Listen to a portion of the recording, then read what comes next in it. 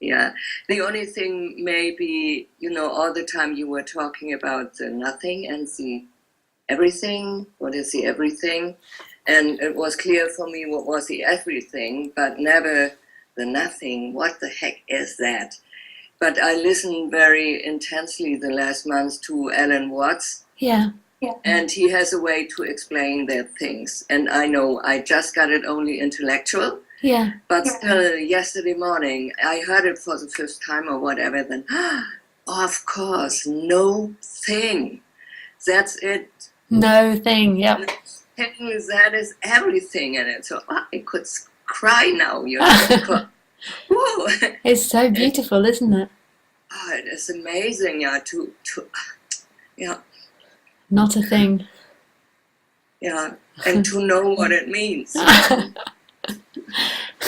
and then I think also, I'm sure there is a sense of that beyond the intellect, but the intellect looks and thinks, oh, hang on, I've got to work it out, and there is a sense of it beyond that. It's always really known, ultimately.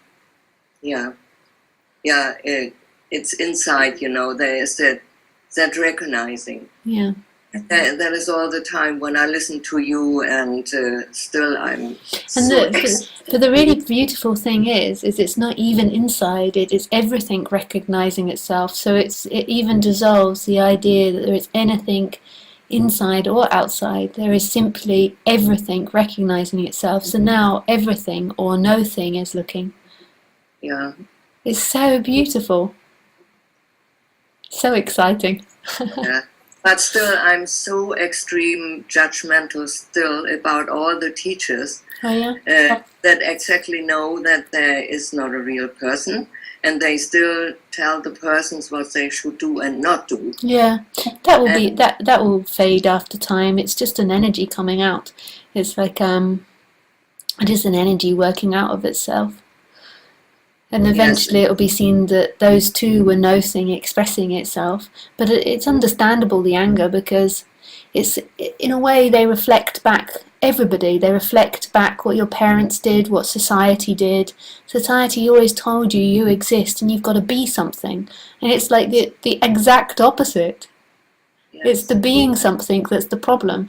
So it's understandable the anger that comes out, but it's just something that dissolves in on itself as it's realised that this was always expression of itself reflected everywhere.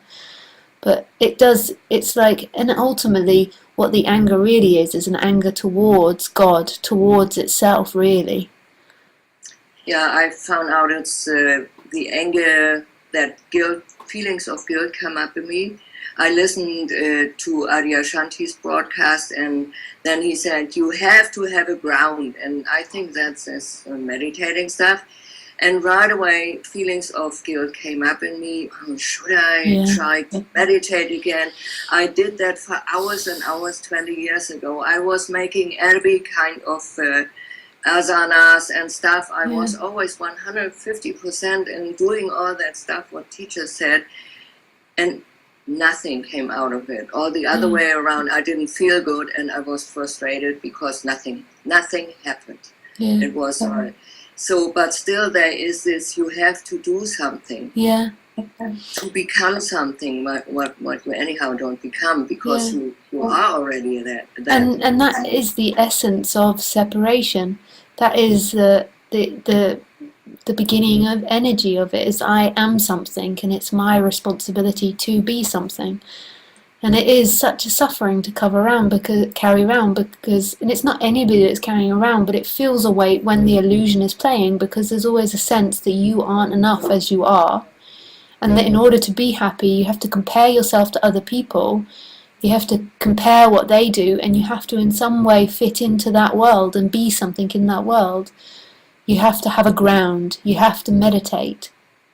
You have to clear your karma. Or you have to be good at earning money, and you have to be rich, and all of it is based on the idea that you exist and that you have to be something. And freedom is the collapse. And that collapses, there is simply everything experiencing itself. And it doesn't solve the problems of the human about survival and money. Those things are part being of the body expressing it, of the being the expression of a human. But there is nothing which isn't home anymore, even if the body has to work hard to get money, or if the body has to argue, or whatever it is. But ultimately, it's all home. There is nothing that's left. There is nothing which is gone out and needs to be something better than what it is. There is simply life happening, and really the body and the world are one and the same thing. And still these feelings of I should do. Oh yeah. Well, the sense of self was there. There will always be a living in the opposites of I'm right, I'm wrong. I've got it right, I've got it wrong. The sense of self is based on opposites, so it's proud, then it's shamed. It feels right, it feels wrong, and it will do it with everything. It will do it with spirituality. Oh, I'm right, listening to this. Oh no, I've got it wrong. I should be doing this. Oh, I shouldn't be doing that. That's where the person lives, in the opposite world, because our language is based on opposites. Yeah, that was something I comprehend too. Yeah. And to just accept your dark sides, so your so-called dark side, they are not dark sides, but there's not always being nice. I liked your last talk about people, or no, it was on your Facebook, that people are all nice, and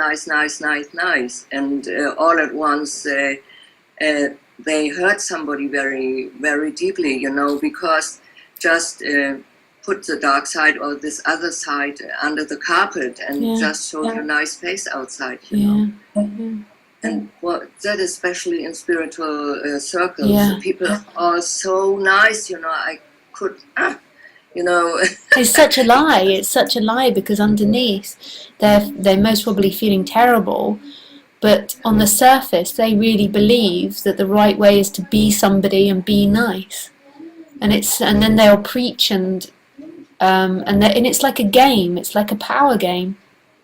Yeah, it is really. It was my power game the whole life, to look good and to be nice and charming and to get what I wanted. Yeah. And it worked quite a lot. It's so sweet, and the bodies, obviously they are instruments of manipulation, but it's not somebody.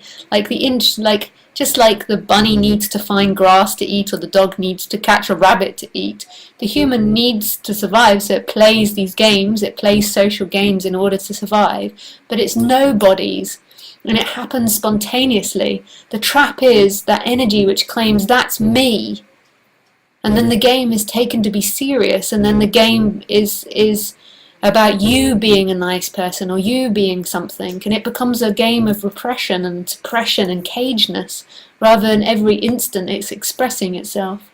And it's so sweet when you when somebody, the illusion of self, loses that idea of having to be nice. What a relief that is. Yeah, it is.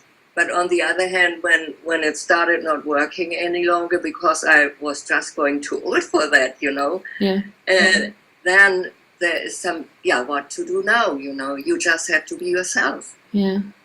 Not acting any longer, and still it's all a feeling of fear, losing of this, of that, of friends, of whatever, when you are really what you are, or not playing any longer a game. Yeah. And it triggers that sense of dying. Yeah. It is, it's fear. I have fear, endless fear about everything. Because I see I'm losing more. And and really, what speaking to each other now is energy, and energy has never got and it's never lost. But the separate self believed it was gaining, and so then it fears it's losing. But now, when we speak, when we look at each other, this isn't two independent people speaking. Independent, separate people can't speak. This is energy made up as a person, made up as another person, as if they're speaking together.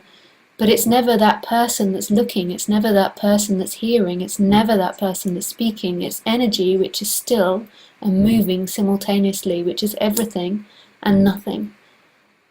So even though the person on the surface feels scared, there is nothing that gained or lost anything ultimately.